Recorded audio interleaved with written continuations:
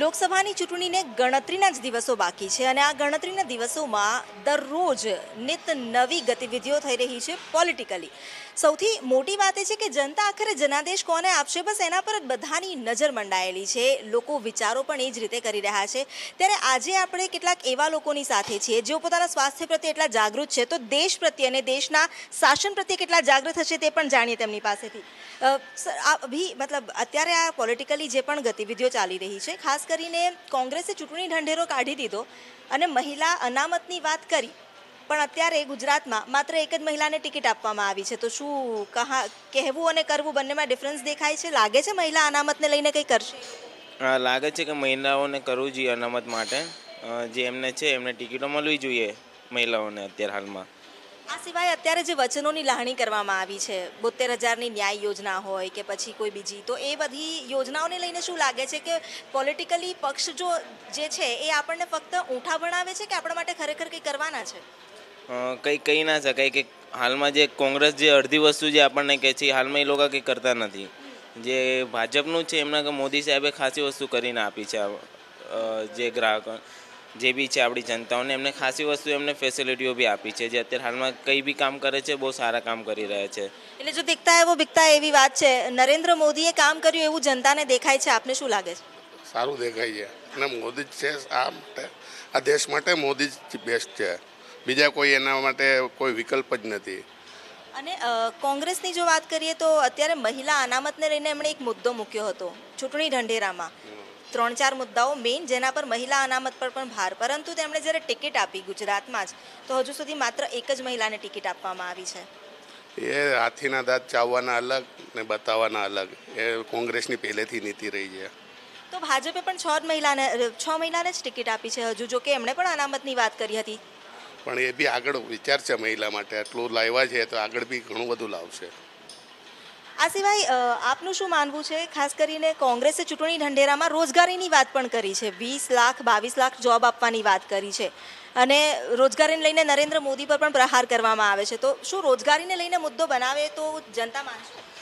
Definitely માનશે, કારણ કે અત્યારે યુવાઓને જે બેઝિક નીડ છે એ છે રોજગારી. કારણ કે આટલું એજ્યુકેશન લેતા પછી રોજગારી ના મળે તો એ ગવર્મેન્ટની બહુ મોટી ફેલર કહેવાય છે. અને એમાં મોદી ગવર્મેન્ટ થોડી પાછી રહી છે. પાછળના રેકોર્ડ ચેક કરતાં બીજા ગવર્મેન્ટ કરતાં એને જે રોજગારીની તકો ઊભી કરી specially for the public sector એ બહુ ઓછી છે પર્સન્ટેજ પ્રમાણે.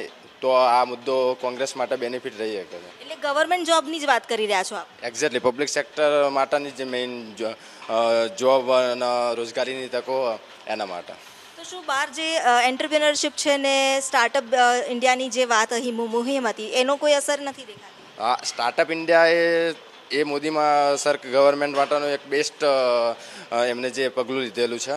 પરંતુ જે મોસ્ટલી અત્યારના જે યુવાઓ જે બધા ભણીને બહાર પડે છે અને એ મોસ્ટલી પબ્લિક સેક્ટર માટે કે એમના ત્યાંથી પબ્લિક સેક્ટરમાં જોબ કરવા માટેની તક જોઈએ છે. આપનું શું માનવું છે? ન્યાય યોજના હોય, બેરોજગારી હોય કે પછી મહિલા અનામત, કોંગ્રેસ જનતાને આકર્ષી શકશે કે ભાજપ આકર્ષી શકશે? ભાજપ. મોદી સરકારે જે કામ કર્યું છે એ ડેફિનેટલી ઘણું સારું કર્યું છે. કોંગ્રેસ સરકારે જે 60 વર્ષના શાસનમાં કર્યું એની કરતાં.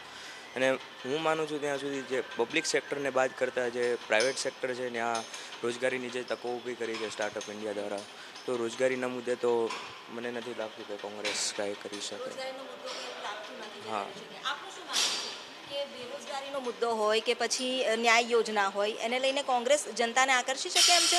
અને મહિલા અનામત? જો હું એમ કોંગ્રેસનો સપોર્ટ કરું છું, બિકોઝ જે પણ ઇન્ડિયાની ઇન્ટરનેશનલ લેવલ પર ઇમેજ બની છે એ પાસ્ટ 50 યર્સ કે 52 યર્સ જેટલું પણ કોંગ્રેસે રૂલ કર્યું છે એ ઘણું બધું ઇન્ડિયાને ઉપર લાવે છે. અને આપણા પાસે prime ministers like Manmohan Singh છે જે પોતે ઇકોનોમિસ્ટ છે અને એમને વધારે ફાઇનાન્સનું ખબર પડે છે. So Congress has also done really good અને બીજેપી ઇઝ ડુઈંગ ગુડ. પણ અત્યારે જેમ કે જીએસટી છે, ડિમોનેટાઇઝેશન છે, એ બધા ઘણા બધા ફેક્ટર્સ છે જેના લીધે હવે બીજેપીનું એક ડાઉનફોલ સ્ટાર્ટ થઈ રહ્યું છે. જેમ કે આપણે લાસ્ટ ઇલેક્શન્સમાં જોયું કે 3 સ્ટેટમાં એ લોકો લિટરલી હારી ગયા છે અને છત્તીસગઢમાં ક્લીન સ્વીપ થયું. સો આઈ બિલીવ કે જે પણ પાર્ટી આવે, ભલે કોંગ્રેસ હોય કે બીજેપી હોય, પબ્લિકના હિતમાં વસ્તુઓ હોય કે જેમ ગુજરાત છે બિઝનેસ સ્ટેટ છે તો એમાં બિઝનેસ પીપલને વધારે બેનિફિટ થાય પ્લસ લોકોના હિતમાં જે વસ્તુ આવે એ જીતવું જોઈએ. અને જે વાત રહી વુમેન એમ્પાવરમેન્ટની, એ તો બંને બંને પાર્ટીઓ કામ કરે જ છે, પણ public should also support them equally, કારણ કે લોકો અત્યારે એવું છે કે બધા બીજેપી કાં તો બધા કોંગ્રેસ. સો ઇક્વલી શાંતિથી વિચારો અને પછી તમે ડિસાઇડ કરો, એ વધારે સારું રહેશે. શાંતિથી વિચારવાની વાત કહી તો જનતા આખરે કયા કયા મુદ્દાઓ પર શાંતિથી વિચારે? કારણ કે મહિલા અનામતની વાત, જો એક જ મુદ્દો ઉદાહરણ તરીકે મહિલા અનામતની 33%ની વાત, પરંતુ જ્યારે ટિકિટ આપવામાં આવી ત્યારે માત્ર એક મહિલા. હવે આ ડિપ્લોમેટિક ક્વેશ્ચન છે, બિકોઝ જુઓ, દેખાડવાના દાંત અલગ છે અને ચબાવવાના દાંત અલગ છે. હવે આજે ફોર એક્ઝામ્પલ અગર હું પણ પોલિટિશિયન છું તો હું એ પહેલાં આવીને બધી મોટા વાદાને એ બધું વાયદાઓ કરીશ, પણ પછી જ્યારે ઇમ્પ્લિમેન્ટ કરવાનો આવે છે ત્યારે આપણે એવું કરીએ છીએ કે ના, હવે શું કરશું, કે આનું શું પરિણામ આવે છે, એ બધું વિચારવું ઘણું બધું પડે છે. તો બોલતા પહેલાં પણ આપણે વિચારતા નથી. એક સૌથી મોટો મુદ્દો એ પણ છે કે જે જાતિવાદ અને ભેદભાવની વાતો કરવામાં આવે છે, તૃષ્ટિકરણની રાજનીતિની વાત કરવામાં આવે છે, પરંતુ બંને પક્ષોએ 85% જે ઉમેદવારોને ચયન કર્યું છે એ જાતિ આધારિત કર્યું છે. તો શું તે આપણા દેશ માટે બેનિફિશિયલ ખરું કે આવી રીતે જાતિ આધારિત એક તરફ ભેદભાવ મિટાવવાની વાત?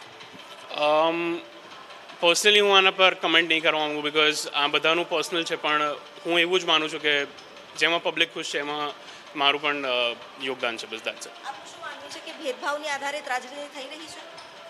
હા, ઓફકોર્સ કે ઘણી વસ્તુ છે કે જેમાં ભેદભાવ થઈ રહ્યા છે. પટેલોમાં છે, ઘણી વસ્તુ છે કે અમુક જાતિવાદીઓમાં કરી રહ્યા છે, અનામતને લીધે બી કરી રહ્યા છે પટેલ લોકોમાં. એની માટે ખાસી વસ્તુ જે છે અત્યારે હાલમાં તે કરવી જોઈએ. કે એટલે લોકોનું ક્વિક રિએક્શન એના અંગે જાણી જ લઈએ કે ભેદભાવની રાજનીતિ થઈ રહી છે ખરી? પરિવારવાદ, ભેદભાવની વાતો ભલે થાય થાય છે. આપનું થાય છે. થાય છે અને આપનું થાય છે. તો આપણે સપોર્ટ કરવું જોઈએ? હા, કોને? આવી રીતે જે ભેદભાવની રાજનીતિ થઈ રહી છે, શું સપોર્ટ કરવું જોઈએ ના. આપણે? અને તેમ છતાં પણ આ રીતના જ ઉમેદવારોની પસંદગી થાય છે અને એ ઉમેદવારોને આપણે જનપ્રતિનિધિ બનાવીને મોકલીએ છીએ. મેઇન તો આપણે ઉપરના માણસને જોવાનું ના. એટલે જનતા વિચારી રહી છે. ઉમેદવારોની પસંદગી હોય, રાષ્ટ્રીય નેતૃત્વ હોય, બધો જે સરવાળો કરવાનો છે એ સરવાળે દેશનું હિત ક્યાં થશે તે જનતા વિચારી રહી છે. કેમેરામેન હસનૈન સાથે અમિતા જરીવાલા, એબીપી અસ્મિતા, અમદાવાદ.